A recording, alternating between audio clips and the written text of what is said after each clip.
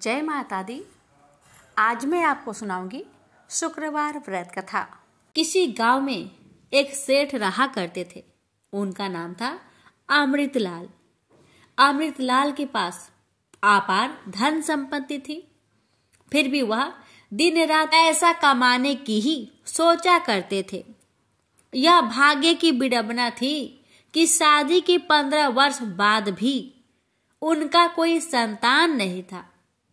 यही कारण था कि खुशियां उनको काटने को दौड़ती थी।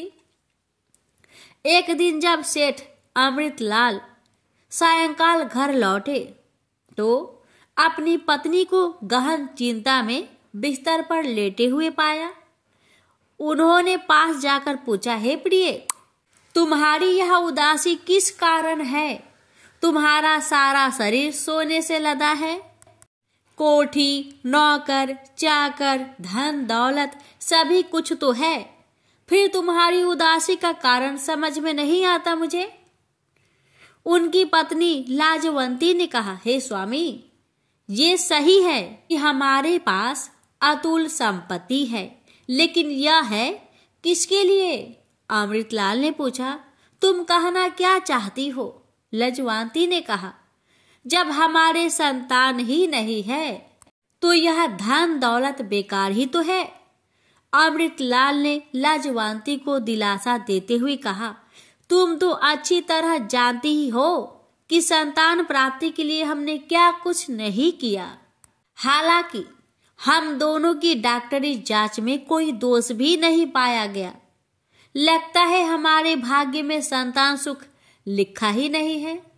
इस तरह दोनों पति पत्नी एक दूसरे के दुख को समझकर उदास हो गए। तभी एक नौकरानी दौड़ती हुई आई उनके पास और बोली, मालकिन, एक बहुत ही पहुंचे हुए महात्मा द्वार पर आए हैं। दोनों ने सोचा शायद संतों की कृपा से ही कोई उपाय हाथ लग जाए, और वे दोनों द्वार पर आ गए। महात्मा के चरण स्पर्श कर उन्हें विशेष कक्ष में लाकर उच्च आसन पर विराजमान किया और स्वयं धरती पर बैठ गए। दोनों ने उनकी बहुत सेवा की। सेवा से प्रसन्न होकर महात्मा ने कहा, मैं तुम लोगों की सेवा से बहुत प्रसन्न हुआ हूँ, जो चाहो वर मांग लो। वे दोनों हाथ जोड़कर विनीत भाव से बोले, महात्मन, वैसे तो हम सब तरह से सुखी हैं, लेकिन संतान सुख का अभाव हमें शूल समान चुभता है।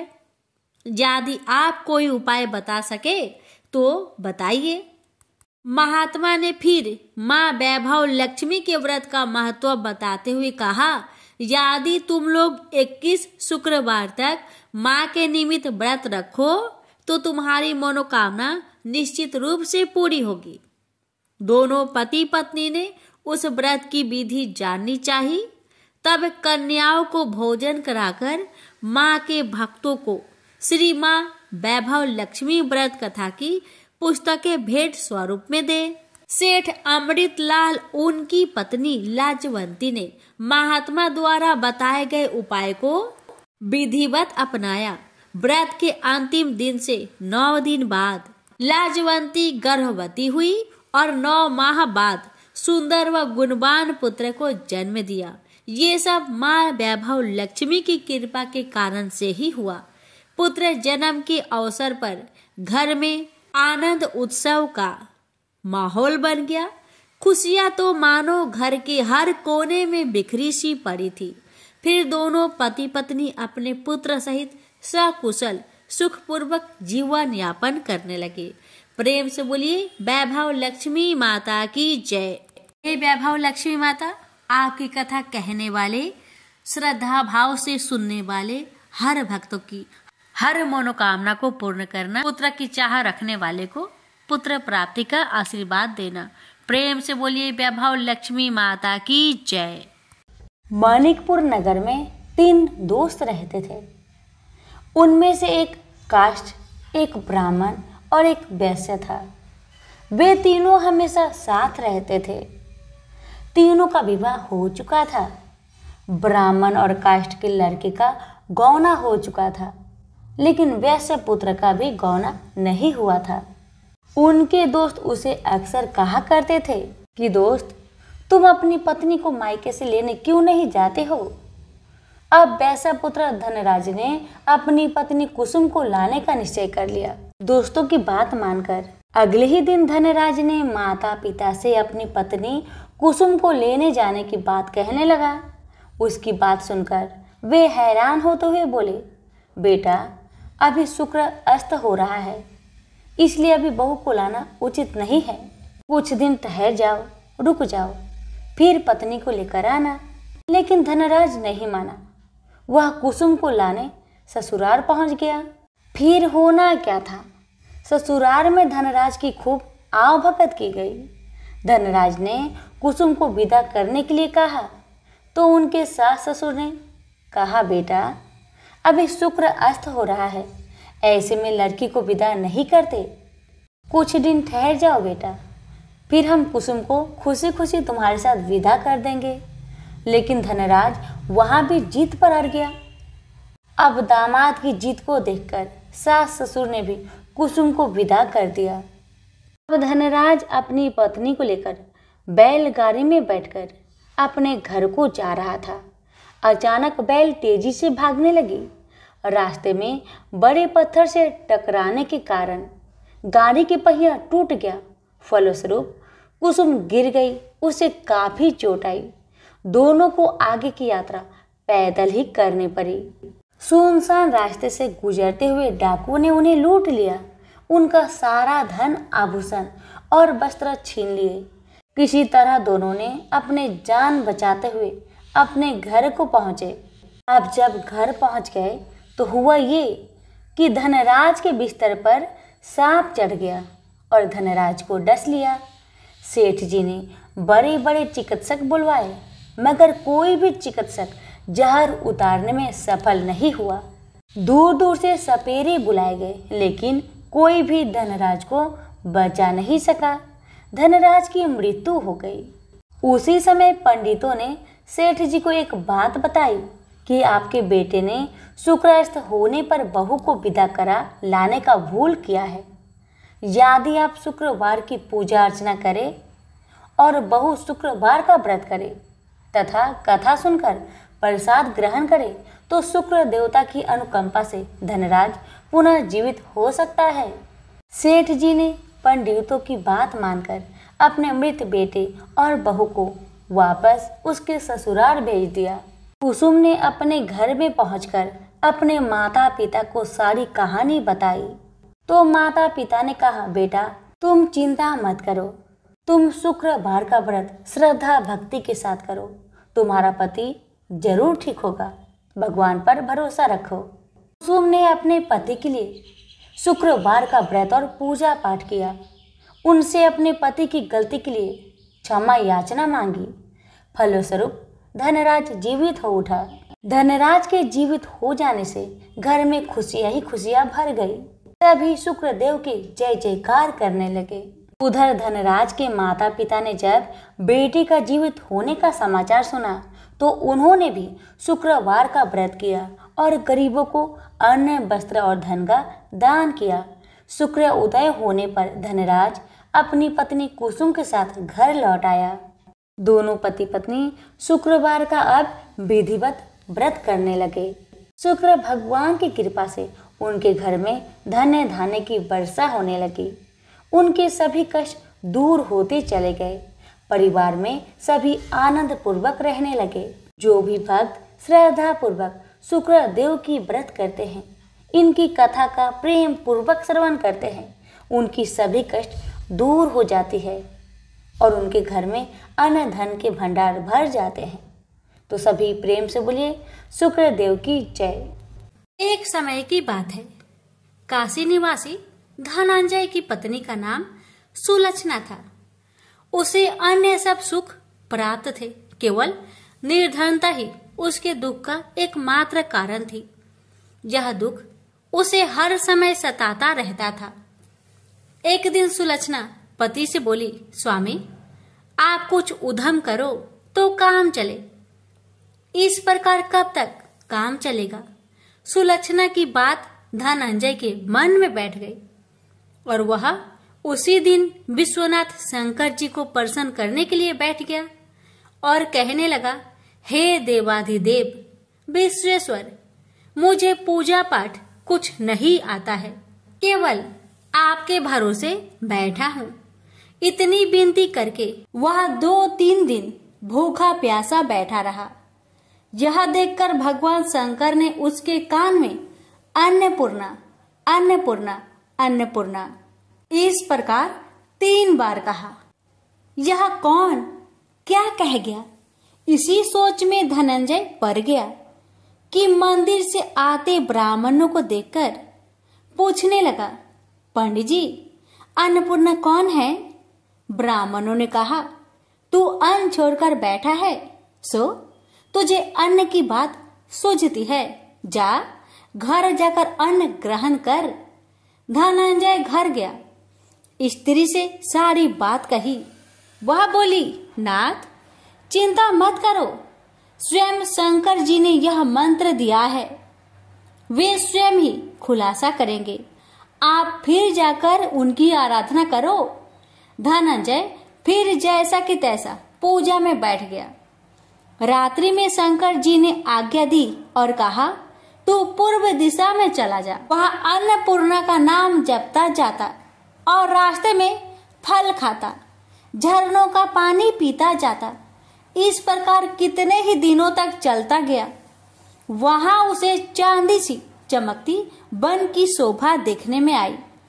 सुंदर सरोवर देखने में या उनके किनारे कितनी ही अप्सराएं झुंड बनाए बैठी थी। एक कथा सुनाती और सब मिलकर माँ अन्नपूर्णा इस प्रकार बार बार कहती थी। यह अगहन मास की उजेली रात्रि थी और आज से ही व्रत का प्रारंभ था। जिस शब्द की खोज करने वह निकला था वह उसे वहां सुनने को मिला। धनंजय ने उसके पास जाकर पूछा, हे देवियों, आप यहाँ क्या करती हो? उन सब ने कहा, हम माँ अन्नपूर्णा का व्रत करती हैं। धनंजय ने पूछा, व्रत पूजा करने से क्या होता है? यह किसी ने किया भी है? इसे कब किया जाए? कैसा व्रत है और कैसी विधि है? मुझसे भी विस्तार से बताओ। वे कहने लगी, इस व्रत को सब कोई कर सकते हैं। 21 दिन तक के लिए 21 गांठ का सूत लेना चाहिए। 21 दिन यानी न बने तो 1 दिन उपवास करे, या भी ना बने तो केवल कथा सुनकर प्रसाद ले। निराहार रहकर कथा कहे, कथा सुनने वाला कोई न मिले तो पीपल के पत्तों को रख, सुपारी या घृत कुमारी वृक्ष को सामने कर, दीपक को साक्षी कर, सूर्य, गाय, तुलसी या महादेव को बिना कथा सुनाए मुख में दाना न डाले। यदि भूल से कुछ पड़ जाए तो 1 दिवस फिर उपवास करे। व्रत के दिन क्रोध न करे और झूठ ना बोले। धनंजय बोला, इस व्रत के करने से क्या होगा?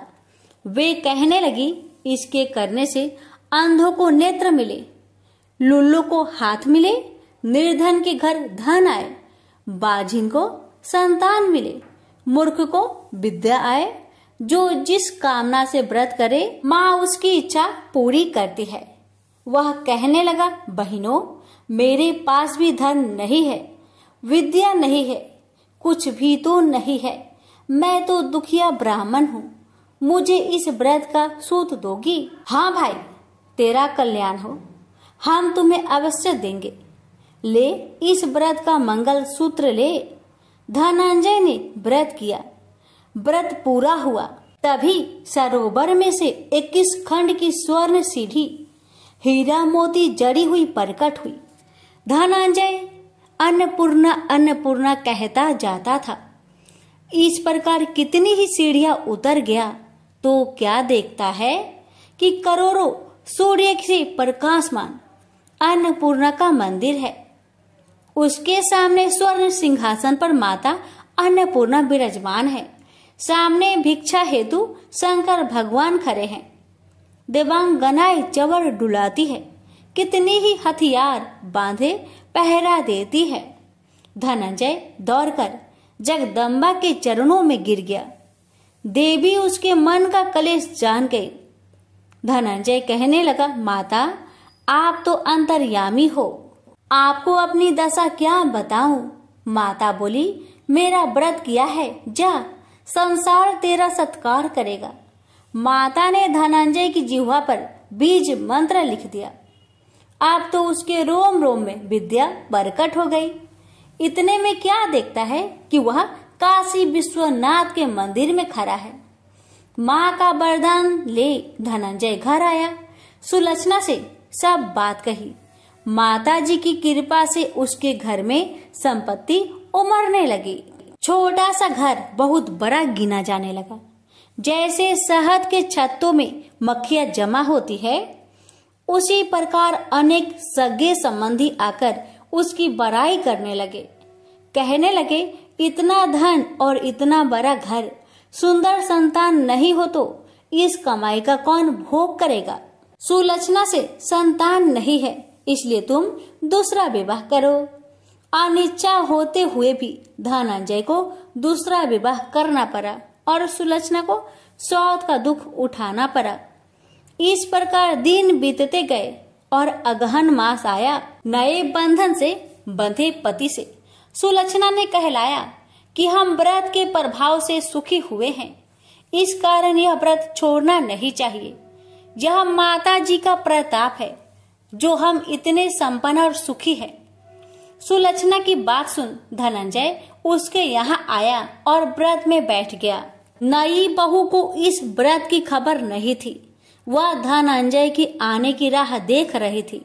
दिन बीतते गए और व्रत पूर्ण होने में 3 दिवस बाकी थे कि नई बहू को खबर पड़ी। उसके मन में ईर्ष्या की ज्वाला दहकने लगी थी। सुलक्षणा के घर आ पहुंची और उसने वहां भगदड़ मचा दी। वह धनंजय को अपने साथ ले गई। नए घर में धनंजय को थोड़ी देर के लिए निंद्रा ने आ दबाया। इसी समय नई बहू ने उसका व्रत का सूत तोड़कर आग में फेंक दिया। अब तो माता जी का कोप जाग गया। घर में अकस्मात आग लग गई, सब कुछ जलकर खाक हो गया। सुलक्षणा जान गई और पति को फिर अपने घर ले आई। नई बहू रूठकर माता पिता के घर जा बैठी। पति को परमेश्वर मानने वाली सुलक्षणा बोली, नाथ घबराना नहीं, माता जी की कृपा अलौकिक है। पुत्र कुपुत्र हो जाता है पर माता कुमाता नहीं होती। अब आप श्रद्धा और भक्ति से आराधना शुरू करो, वे जरूर हमारा कल्याण करेगी। धनंजय फिर माता के पीछे पड़ गया। फिर वही सरोवर सीढ़ी प्रकट हुई, उसमें माँ अन्नपूर्णा कहकर वह उतर गया। वहां जा माता जी के चरणों में रुदन करने लगा। माता प्रसन्न होकर बोली, यह मेरी स्वर्ण की मूर्ति ले, उसकी पूजा करना, तू फिर सुखी हो जाएगा। जा, तुझे मेरा आशीर्वाद है। तेरी स्त्री सुलक्षणा ने श्रद्धा से मेरा व्रत किया है, उसे मैंने पुत्र दिया है। धनंजय ने आंखें खोली तो खुद को काशी विश्वनाथ के मंदिर में खड़ा पाया। वहां से फिर उसी प्रकार घर को आया। धर सुलक्षणा के दिन चढ़े और महीने पूरे होते ही पुत्र का जन्म हुआ। गांव में आश्चर्य की लहर दौड़ गई। इस प्रकार उसी गांव के निसंतान सेठ के पुत्र होने पर उसने माता अन्नपूर्णा का मंदिर बनवा दिया। उसमें माता जी धूमधाम से पधारी, यज्ञ किया और धनंजय को मंदिर के आचार्य का पद दे दिया। जीविका के लिए मंदिर की दक्षिणा और रहने के लिए बड़ा सुंदर सा भवन दिया। धनंजय स्त्री पुत्र सहित वहां रहने लगा। माता जी के चढ़ावे में भरपूर आमदनी होने लगी। उधर नई बहू के पिता के घर डाका पड़ा, सब लूट गया।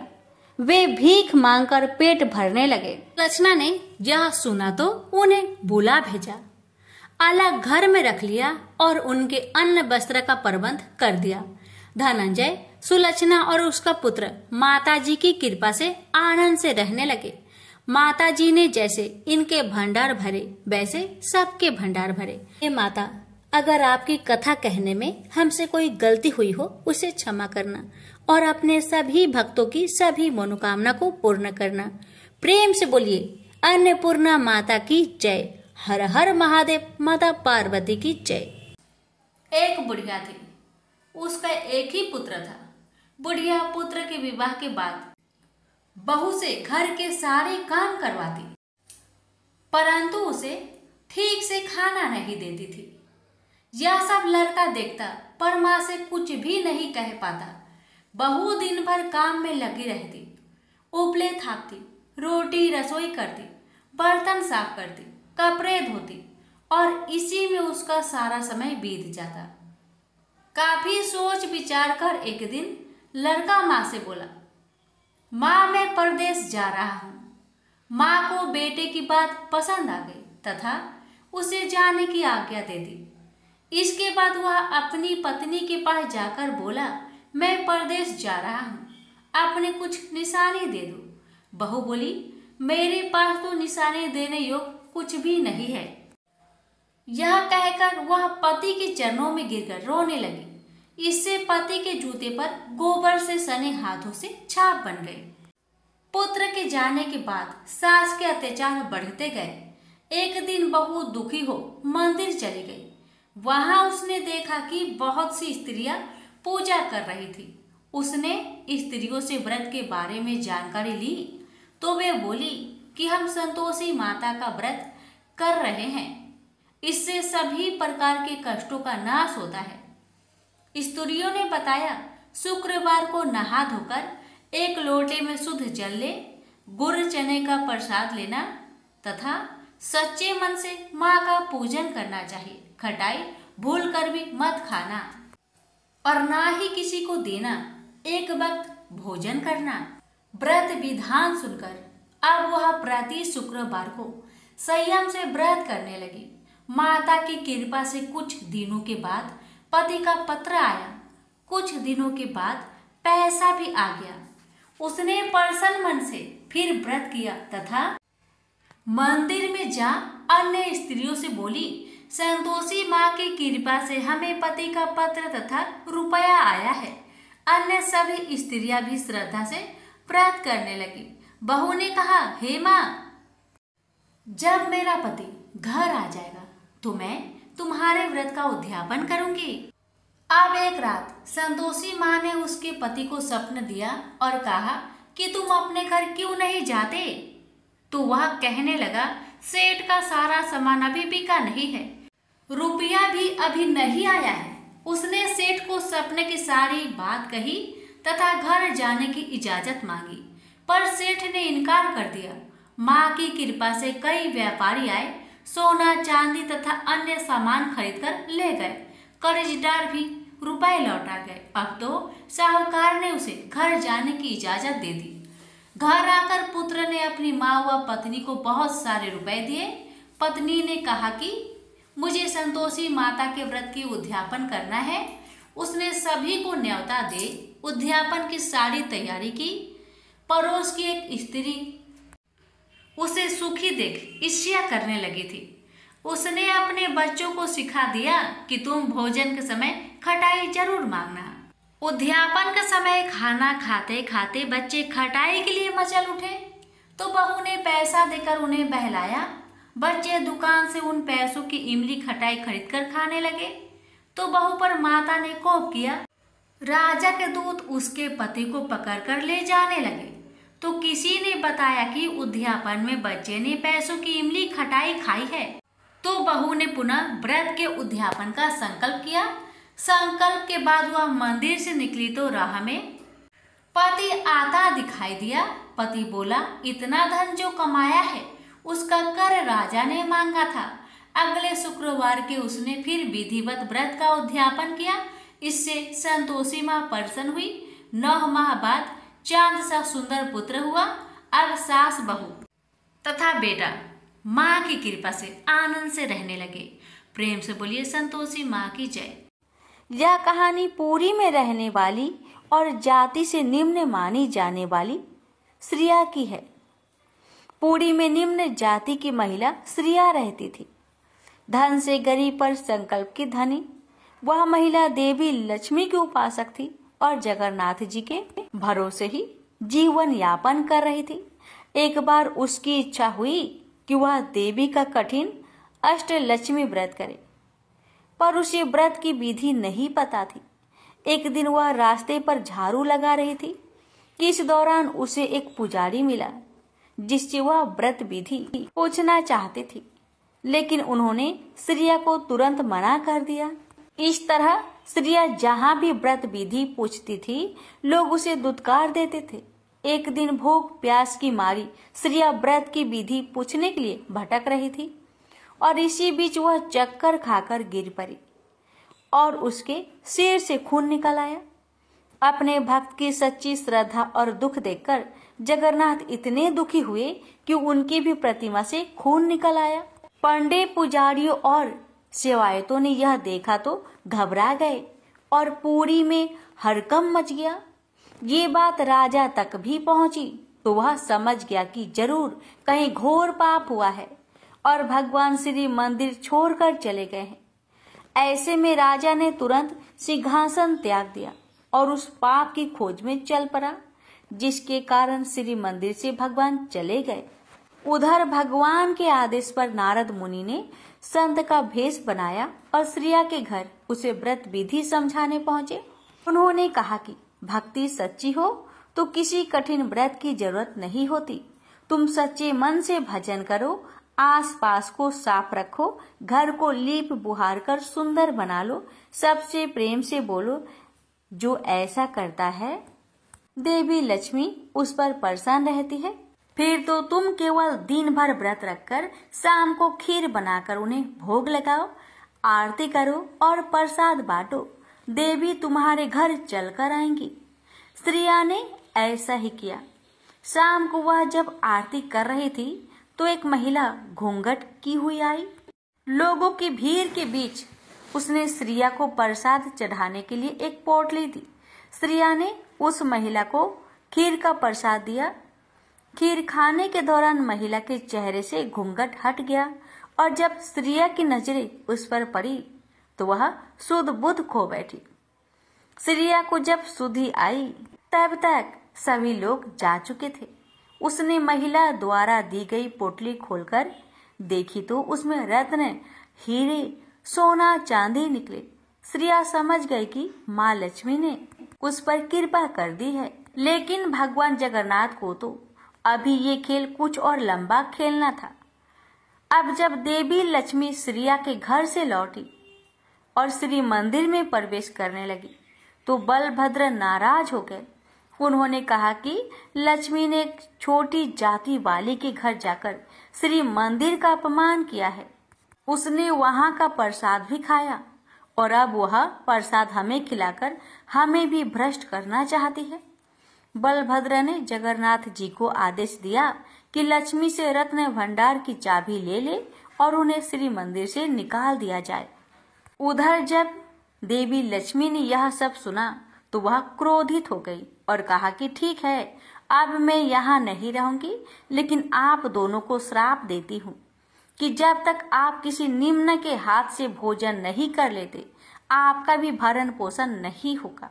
लक्ष्मी के जाते ही श्री मंदिर श्रीहीन हो गया, रत्न भंडार खाली हो गया। महल की चौखटों, दरवाजों और पलंग में दीमक लग गई, अनाज सड़ गया, कपड़े फट गए और यहाँ तक कि मंदिर व्यवस्था ही चौपट हो गई। अब जगन्नाथ और बलभद्र खाने को तरसे। जब बलभद्र को भूख सताने लगी तो उन्होंने भेष बदलकर भिक्षाटन का सोचा। अब दोनों भाई जहाँ भी भीख मांगने जाते तो वहाँ कुछ अनिष्ट हो जाता, बना हुआ भोजन खराब हो जाता, दाल में पानी गिर जाता, भात जल जाता, कहीं पर जाते तो चूल्हा ही नहीं जल पाता और कहीं कहीं तो कोई द्वार ही नहीं खोलता था। इस तरह भूखे प्यासे भटकते हुए दोनों भाइयों ने 12 वर्ष गुजार दिया, लेकिन न उन्हें जल मिला और न अन्न। इसी तरह भटकते भटकते वह एक बार समुद्र तट पर पहुंचे।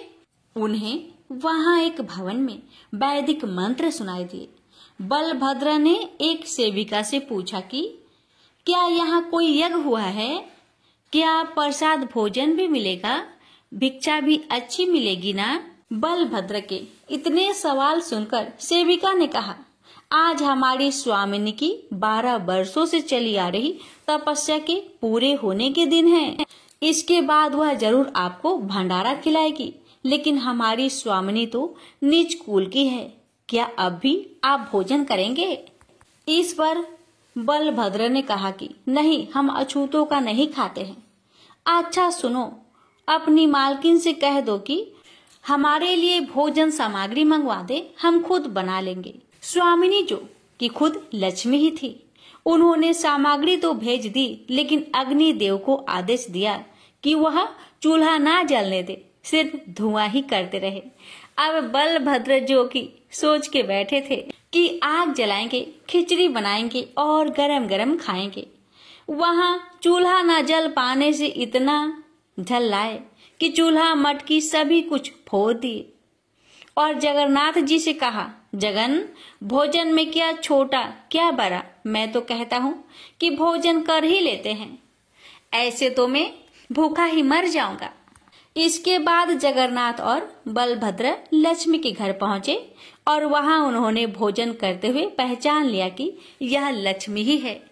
वह लक्ष्मी को सम्मान सहित श्री मंदिर ले आए और इस तरह पूरी से भेदभाव भी मिटा दिया। लक्ष्मी जी के आने से श्री मंदिर का वैभव लौट आया और रत्न भंडार फिर से भर गए। प्रेम से बोलिए जगन्नाथ भगवान की जय, लक्ष्मी महारानी की जय।